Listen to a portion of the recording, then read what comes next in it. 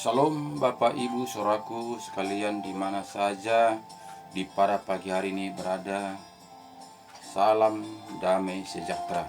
Di mana di pada pagi hari ini kita bisa ketemu dan masih bisa kita tatap muka untuk kemuliaan nama Tuhan.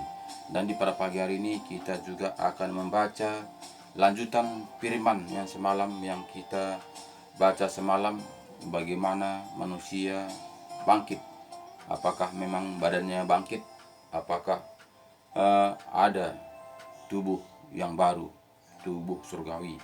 Jadi sebelum kita membacanya, mari kita terlebih dahulu mengucap syukur kepada Tuhan. Mari sama kita berdoa. Ya Bapa kami yang baik dalam kerajaan sorga, kami mengucap syukur pada Engkau ya Bapa, di mana Bapa Engkau telah membimbing, menopang, menyertai, melindungi, menyelamatkan kami pagi, siang, sore, bahkan di malam hari tadi kami tidur nyenyak. Dan di pada pagi ini Bapa, Engkau telah banguni kami dengan sehat walafiat. Itu semua Tuhan Yesus kami rasakan oleh tuntunan penyertaan pelindungan-Mu. Tuhan Yesus yang baik, teramat baik, di mana pada pagi hari ini kami juga akan melanjutkan renungan pagi kami. Engkau campur tangan, Engkau membukakan hati kami, Engkau mengulurkan tangan-Mu, sehingga betul-betul Bapa kami bisa berjalan seturut dengan kehendak-Mu. Kami mengaku Tuhan banyak kekurangan kami, kelemahan kami dalam pemikiran kami, tingkah laku kami. Tapi kami percaya ya Bapa, Engkau tetap menopang kami, memberikan kami kekuatan, memberikan kami pengertian. Engkau penuhi kami dengan tuntun Roh-Mu, sehingga betul-betul Roh-Mu bekerja dalam kehidupan kami sehari-hari untuk menjalankan kebenaran firman-Mu Tuhan. Terima kasih Bapa, betapa Engkau baiknya, betapa Engkau mengasihi kami, sehingga Bapa di pada pagi hari ini kami bisa merenungkan kebenaran firman-Mu. Terima kasih Bapa, kami percaya Engkau berkati renungan pagi kami ini dari awal pertengahan berjalan dengan baik oleh tuntunan penyertaan firman-Mu. Terima kasih Bapa, dalam nama Yesus kami berdoa dan bersyukur. Haleluya. Amin. Shalom Bapak Ibu Saudaraku di mana saja berada di pada pagi hari ini. Salam damai sejahtera, di mana kita di pada pagi hari ini masih bisa tatap muka untuk merenungkan firman-firman kebenaran. Jadi ini semua Bapak Saudaraku kita rasakan oleh tuntunan penyertaan pelindungan Tuhan, di mana Tuhan itu sangat baik kepada kita, sangat mengasihi kepada kita, sangat peduli kepada kita, sehingga kita masih bisa untuk membaca renungan firman Tuhan di pada pagi hari ini, dan kita bisa masih saling mengingatkan satu sama lain, saling mendukung, saling mendoakan satu sama lain, supaya kita bersama-sama kembali kepada firman-firman kebenaran. Jadi ini semua saudaraku bukanlah kekuatan kita, bukan kehebatan kita, jika Tuhan tidak memilih kita.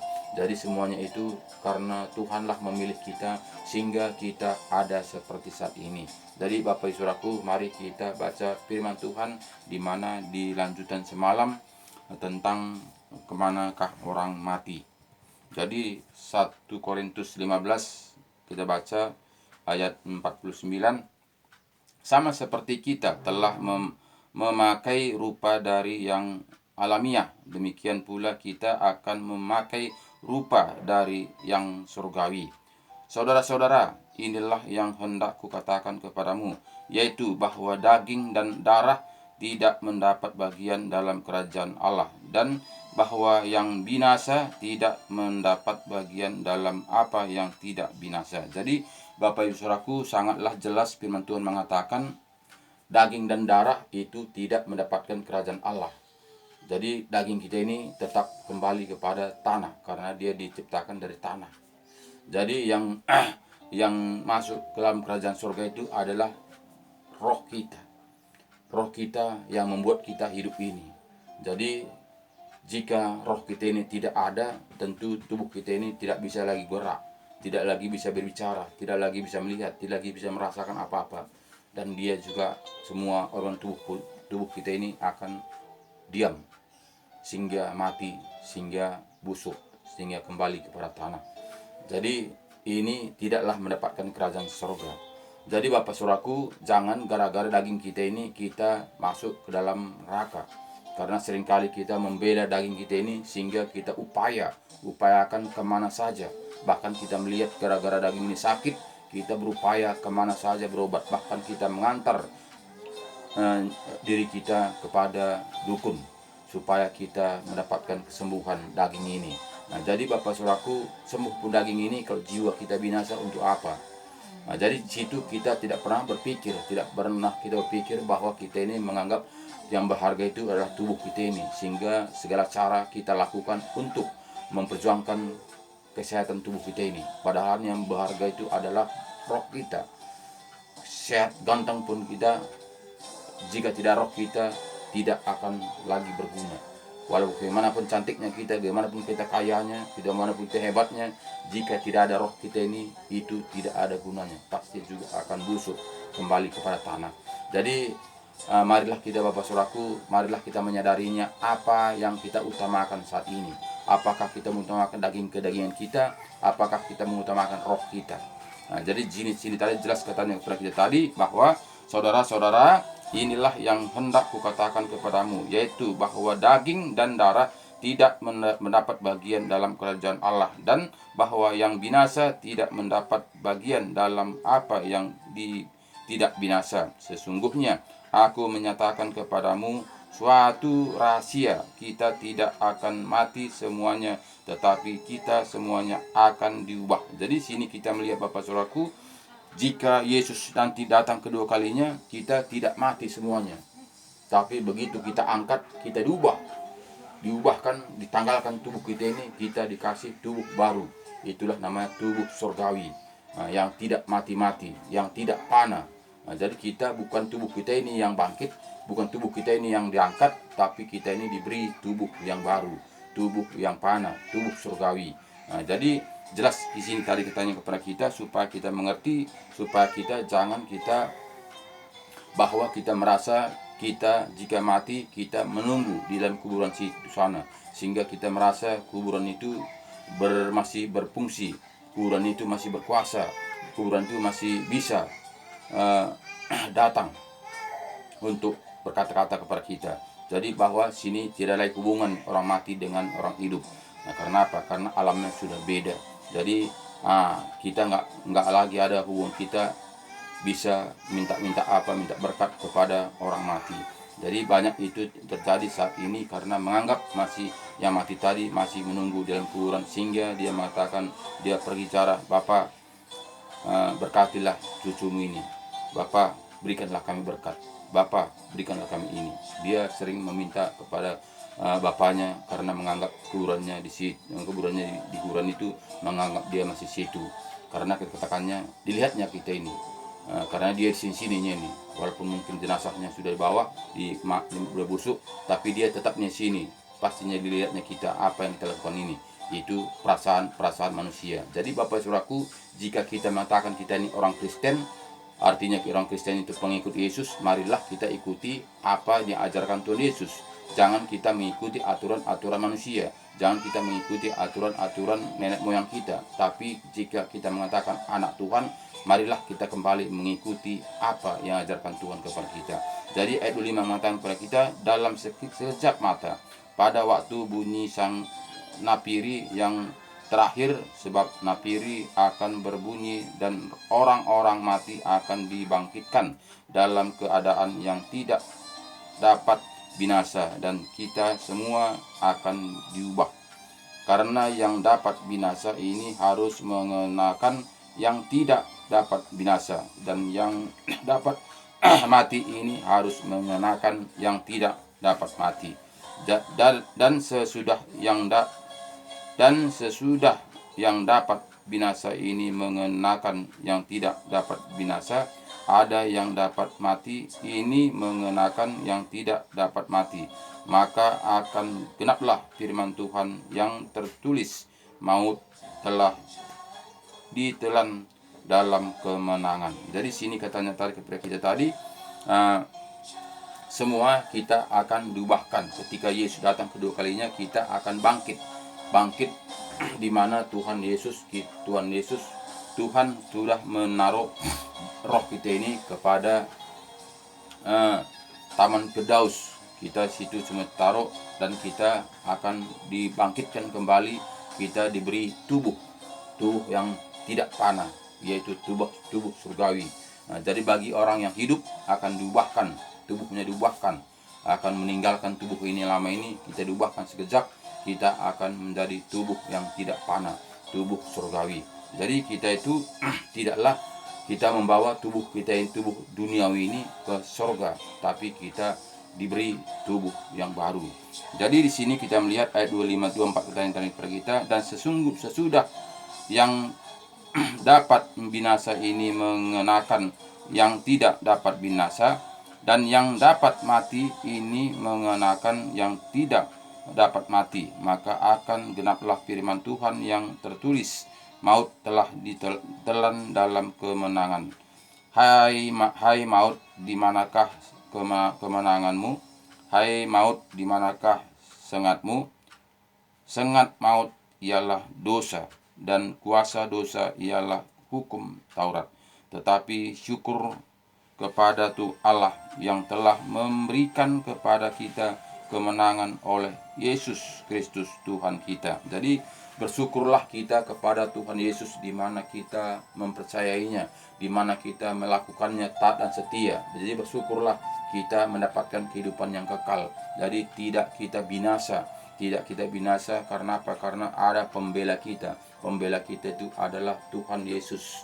Tuhan Yesus di sekarang ini kita akan dituntun oleh Roh Kudus. Roh Kuduslah menuntun, membimbing, menyertai kita sehingga kita berjumpa bersama Tuhan. Jadi saat ini kita melihat di mana Tuhan Yesus naik ke surga, Dia akan menurunkan Roh Kudus ke dunia ini untuk menuntun, menyertai kita.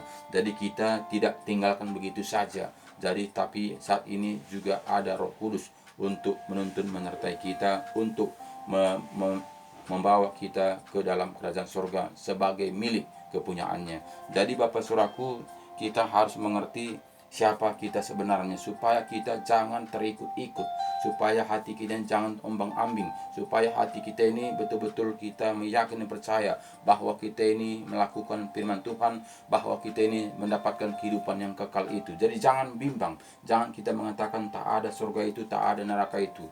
Jangan kita mengatakan begitu jika kita orang Kristen. Jika kita itu mengatakan orang Kristen, berarti kita itu pengikut Kristus. Jika kita pengikut Kristus itu berarti kita sudah menjadi anak-anak Tuhan, dan kita itu adalah ahli waris karena kita adalah anak-anaknya. Jadi bagaimana kita bisa mendapatkannya? Jika kita tidak datang kepada Tuhan, tentu kita tidak akan mendapatkannya. Karena apa? Karena janji-janjinya adalah Alkitab, surat wasiat yang berikannya kepada kita adalah Alkitab. Alkitablah pedoman hidup kita. Alkitablah tuntunan hidup kita, supaya kita mendapatkan hasil apa yang dijanjikan kepada kita itu. Karena surat wasiat itu adalah Alkitab. Disitulah diceritakannya bagaimana jalan-jalannya, bagaimana caranya kita berjumpa dengan Tuhan. Jadi Bapak Saudaraku, jika kita tidak kembali kepada firman kebenaran, kita masih dipertanyakan. Walaupun kita punya iman, walaupun kita percaya, itu masih dipertanyakan, itu masih diragukan. Jadi jika kita percaya, jika kita punya iman, jika kita melakukan taat dan setia apa yang dituliskan Tuhan Yesus kepada kita, tentu kita sudah mendapatkan tiket. Karena apa? Karena kita sudah taat mengikuti peraturan-peraturan yang diajarkan Tuhan Yesus kepada kita. Jadi Bapak Saudaraku, sangatlah jelas firman Tuhan ini bagaimana seturut anak-anak Tuhan. Jadi tidak lagi ragu kita. Jadi janganlah kita menyembah, minta pendapat kepada orang-orang mati. Jangan kita menghargai orang-orang mati. Jangan kita lebih berharga orang mati daripada orang hidup. Sedang orang hidup aja seperti saya saja nggak bisa memberkati keluarga saya. Nggak bisa saya memberkatinya. Nggak bisa saya memberkati anak cucu saya. Saya hanya bisa berdoa kepada Tuhan. Tuhan, berkatilah anak cucu saya. Jadi saya tidak bisa. Saya hanya bisa bermohon. Bagaimana pula orang mati bisa memberkati kita? Itu kan sudah konyol. Itu kan sudah menipu diri sendiri tanpa kita sadari. Bahkan orang hidup aja nggak bisa memberkati kita. Kalau bisanya bapaknya orang tua kita memberkati kita, kita bawalah kambing, kita potong kambing. Bapak, berkatilah aku supaya aku kaya, supaya aku hebat. Bisa saja. Bisa kita lakukan seperti itu kalau memang betul orang tua kita itu bisa memberkati kita selagi hidup. Apalagi mati, ya tentu nggak bisa lagi. Nah, tapi kita karena ditipu oleh dunia ini sehingga kita menganggap dia bisa memberkatinya, karena kita menganggap dia sudah bersama Tuhan, bersama Tuhan di kuburan itu, rohnya itu di kuburan itu udah nyatu sama Tuhan, sehingga kita menganggap dia itu sudah sama dengan Tuhan, sehingga kita menganggap dia bisa memberkati kita. Karena apa? Karena kita tidak kembali kepada Alkitab. Jadi jika kita tidak kembali kepada Alkitab, kepada surat Tuhan, bagaimana kita bisa mengerti bagaimana sebagaimana rencana Tuhan. Jadi marilah kita kembali kepada surat Tuhan, baca surat Tuhan itu bagaimana isinya, apa petunjuk dalam apa yang diajarkan kepada kita, supaya kita betul-betul mengerti bagaimana sebetulnya rencana Tuhan dalam kehidupan kita. Jadi jangan kita hanya ikut-ikut saja, jangan kita hanya dengar-dengar saja, tapi mari kita menjadi pelaku firman seturut apa yang tertulis di dalam Alkitab ini. Jangan dikurangi, jangan ditambahi. Jadi Bapak Saudaraku, memang ini tidaklah gampang. Memang kita teori sih gampang, tapi prakteknya sulit. Jika kita tidak mematikan kedagingan kita tidak akan mampu. Tidak kita mampu untuk menjalankan seturut dengan kehendak Tuhan. Karena di firman Tuhan ini harus memikul salib. Jadi secara daging itu berat, sangat berat. Tapi jika kita melakukan secara rohani, tentu itu ringan. Karena firman Tuhan mengatakan, "Kuk yang kupasang padamu ringan." Itu kata Tuhan. Jadi Tuhan itu nggak mungkin memberi kepada kita yang tidak mampu. Pasti Tuhan itu memberi kepada kita yang mampu. Nah, jadi ujian-ujian yang berikan Tuhan kepada kita, pasti Tuhan sudah tahu bagaimana kemampuan kita, sehingga kita diberikannya ujian kepada kita supaya kita betul-betul kuat, supaya kita betul-betul dewasa, supaya kita betul-betul mendapatkan janji-janji Tuhan itu. Jadi harus kita ada ujian. Jadi ayat 57, tetapi syukur kepada Allah yang telah memberikan kepada kita kemenangan oleh Yesus Kristus Tuhan kita. Karena itu, saudara-saudaraku yang kekasih, berdirilah teguh, jangan goyah, dan giatlah selalu dalam pekerjaan Tuhan. Sebab kamu tahu bahwa dalam persekutuan dengan Tuhan, jerih payahmu tidak sia-sia. Jadi sangatlah jelas Bapak Saudaraku, tetaplah teguh, tetaplah semangat, tetaplah andalkan Tuhan. Walaupun mungkin itu berat, tapi jerih payah kita tidak akan sia-sia. Sekecil apapun kita kerjakan untuk Tuhan itu tidak akan sia-sia, karena Tuhan tidak mau berutang. Jadi harus kita praktekkan, firman Tuhan ini, uji firman Tuhan ini, apakah benar, apakah tidak diberikan kepada kita. Jika kita tidak diberikan kepada kita, ya untuk apa kita bertuhan? Untuk apa kita mesti menjadi orang Kristen jika kita tidak sesuai dengan Alkitab, sesuai dengan tertulis. Jadi ini harus kita uji, praktekkan firman Tuhan ini. Nah, jadi jika kita tidak mempraktekkannya, bagaimana kita tahu bahwa firman Tuhan ini adalah original, bahkan Alkitab ini adalah hidup.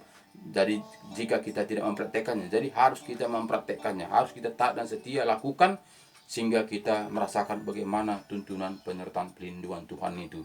Jadi Bapak Saudaraku, sangatlah jelas di mana sini kita melihat di Wahyu 20 ini. Wahyu 20 ini bagaimana kita supaya kita mengerti bagaimana cara Tuhan. Jadi Bapak Saudaraku, orang-orang kudus dulu dibangkitkan. Orang yang taat dan setia itulah dulu dibangkitkan. Baru orang-orang berdosa itu akan dibangkitkan 2000 tahun akan datang, 1000 tahun akan datang. Karena jelas di sini katakannya tadi kepada kita, di mana di Wahyu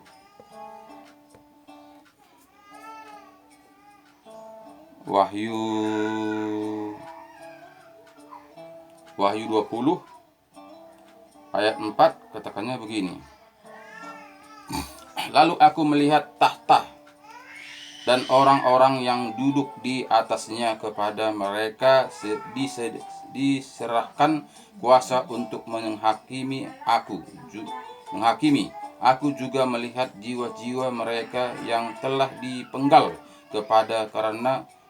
kepalanya karena kesaksian tentang Yesus dan karena firman Allah, yang tidak menyembah binatang itu dan patungnya, dan yang tidak juga menerima tandanya pada dahi dan tangan mereka, dan mereka hidup kembali dan memerintah sebagai raja bersama-sama dengan Kristus untuk masa 1000 tahun. Jadi Bapak Saudaraku, kita sini ketika kita nanti mati, kita akan bersama-sama Tuhan Yesus, kita akan memerintah 1000 tahun. 1000 tahun lamanya kita akan memerintah. Jadi orang-orang yang tidak setia, taat dan setia itu belum bangkit, belum diubahkan. Dia masih tetap menunggu di alam maut. Kenapa? Karena kita akan memerintah orang-orang suci, orang-orang kudus, orang-orang yang taat dan setia kepada firman Tuhan. Dia terlebih dahulu akan dibangkitkan, akan diubahkan, akan diberi tubuh yang tidak panah, tapi tubuh surgawi. Itulah nanti kita bersama-sama dengan Tuhan Yesus untuk memerintah 1000 tahun.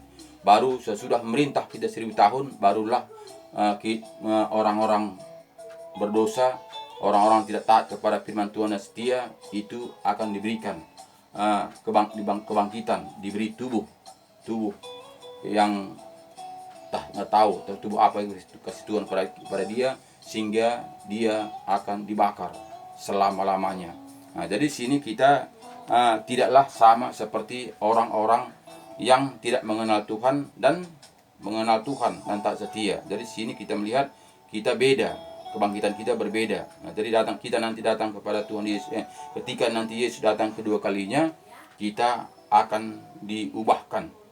Bagi yang masih hidup, bagi yang sudah mati, kita diberi tubuh yang tidak panah, tubuh surgawi.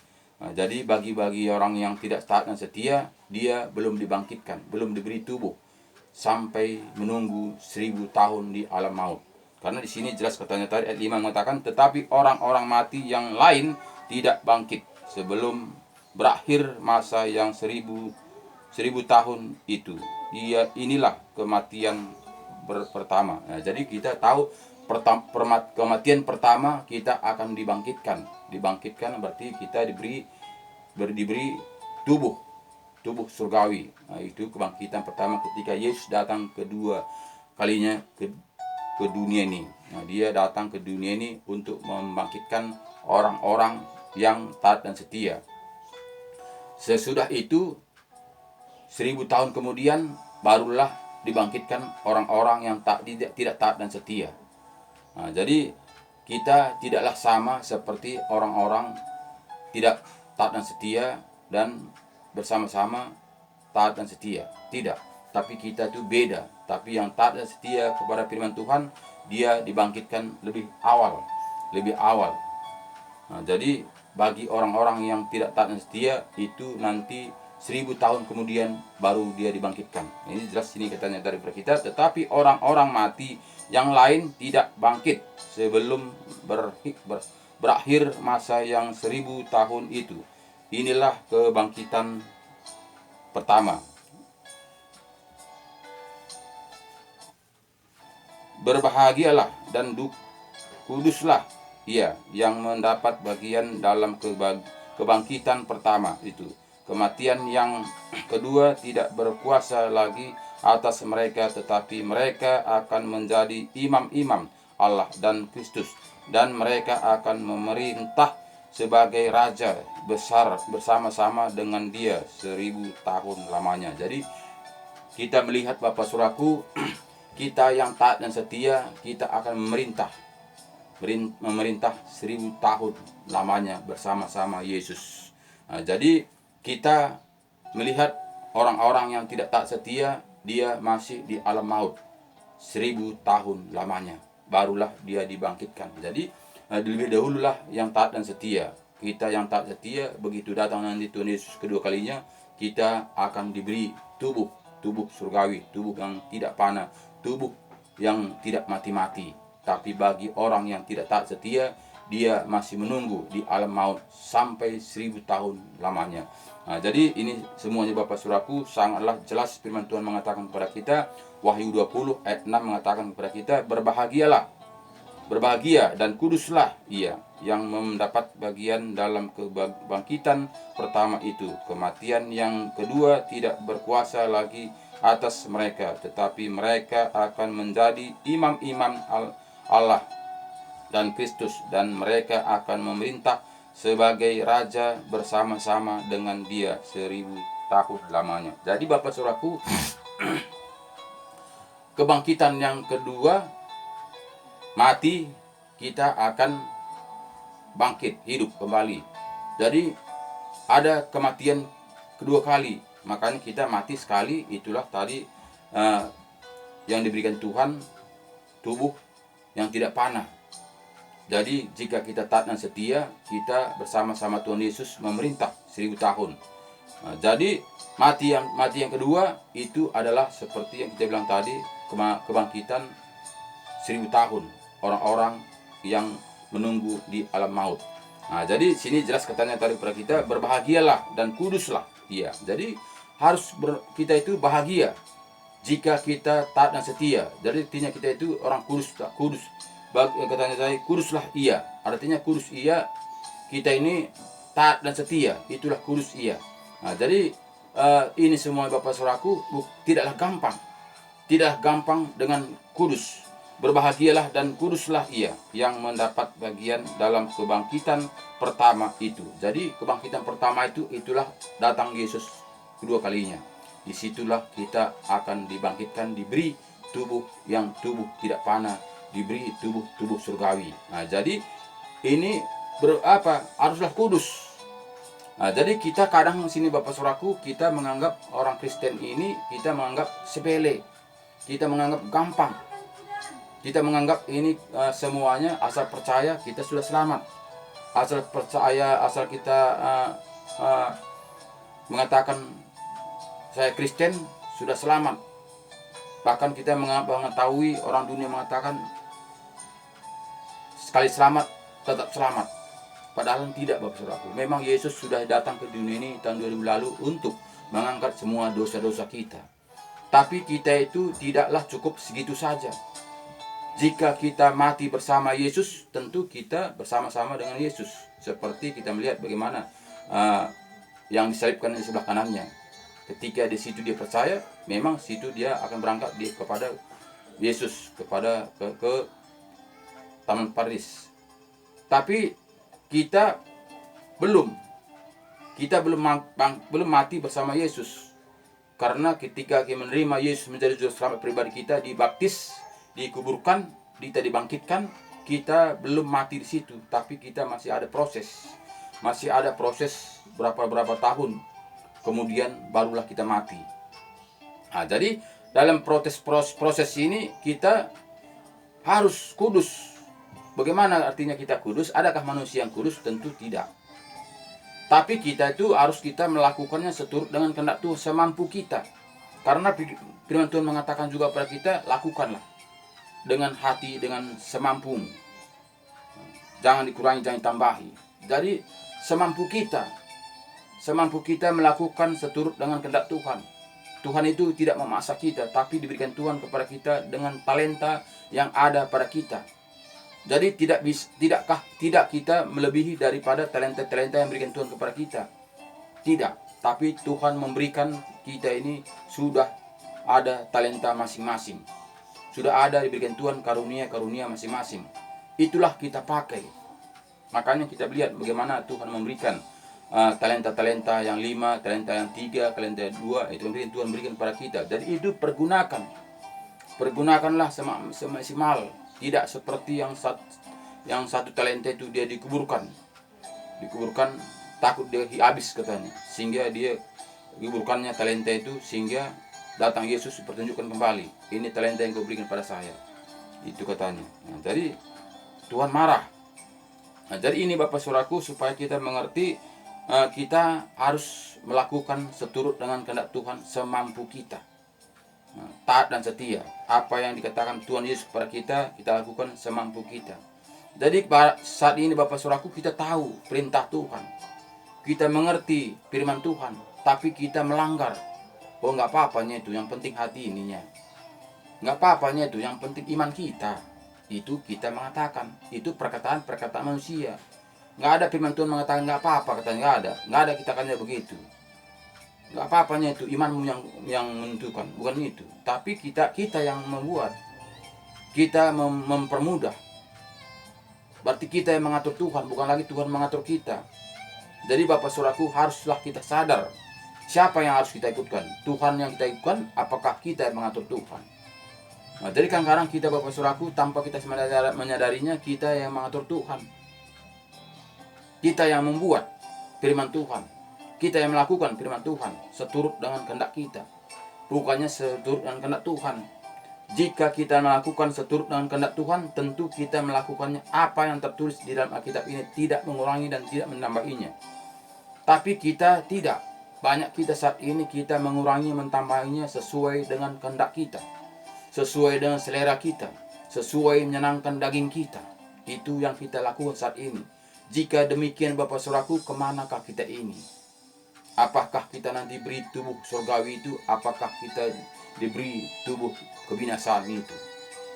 Jadi ini Bapak Saudaraku, harus kita kembali kepada firman Tuhan, Alkitab yang kita percayai. Karena inilah originalnya. Siapapun yang hidup di dalam dunia ini tanpa Alkitab, itu pasti membuat kebenaran diri sendiri. Karena inilah petunjuk. Karena inilah surat yang diberikan Tuhan kepada kita. Jadi jika kita kembali kepada firman Tuhan, tentulah kita ini melakukan firman seturut dengan kehendak Tuhan. Tapi jika kita tidak melakukan firman Tuhan ini seturut apa yang tertulis dalam Alkitab ini, berarti kita mengikuti ajaran-ajaran manusia. Jika kita mengikuti ajaran-ajaran manusia, kemana kita dibawa, Saudaraku? Karena manusia nggak bisa menyelamatkan. Karena manusia nggak bisa menopang. Karena manusia nggak bisa membonceng. Karena manusia nggak bisa dibonceng. Diri kita yang tahu, Saudaraku. Jadi jangan kita diobokkan dunia ini, jangan kita dinabobokkan dunia ini. Gampanglah itu. Yang penting iman, yang penting percaya saja. Jika demikian, Saudaraku, nggak ada penghukuman. Yesus datang ke dunia ini tidak lagi menghakimi.